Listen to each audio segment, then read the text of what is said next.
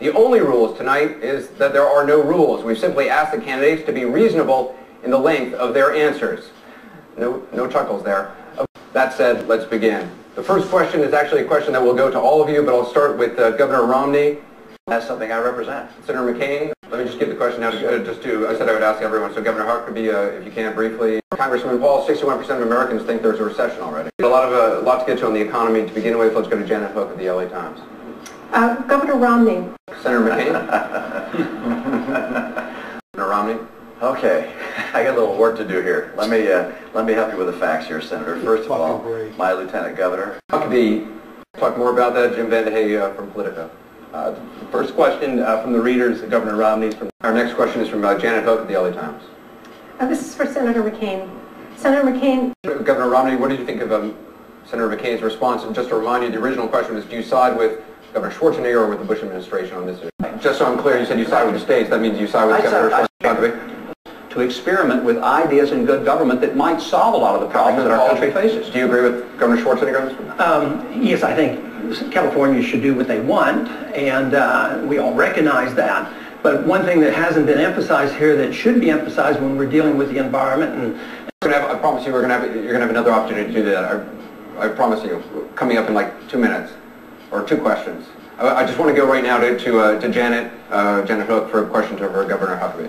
That's stimulus. Let's ask the other governor on the stage, Governor Romney. What do you think? We have about a little bit more than 30 minutes left to go. A lot of questions to get to, so let's get started.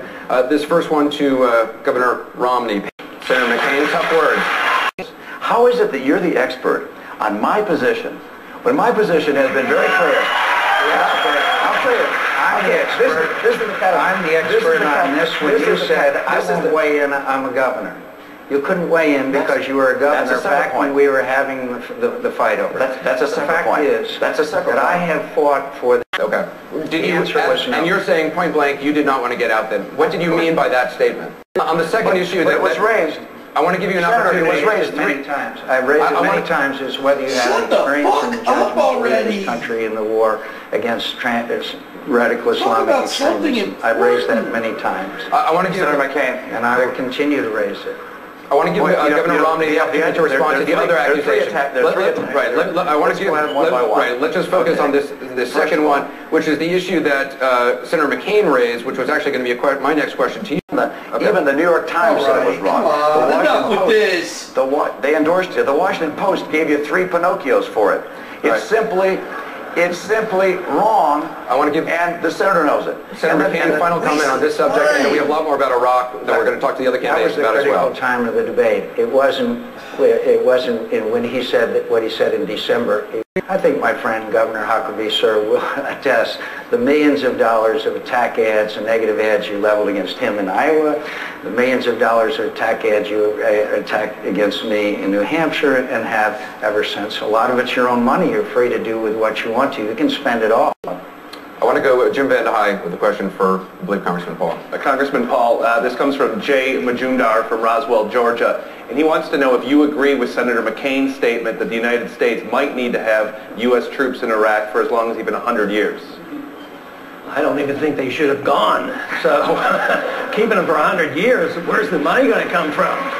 You know, the country's in bankruptcy, and when I listen to this argument, I mean, I find it rather silly because they're arguing technicalities of a policy they both agree with. They agreed to going in, they agreed for staying how many years, and these are technicalities. We should be debating foreign policy, whether we should have interventionism or non-interventionism, whether we should be defending this country or whether we should be the policeman of the world, whether we should be, you know, running our empire or not, and how are we going to have guns and butter? You know, the 70s were horrible because we paid for the guns and butters of the 60s. Now we're doing the same thing, and nobody even seems to care. The dollar's crashing, and you're talking about these technicalities about who said what, when?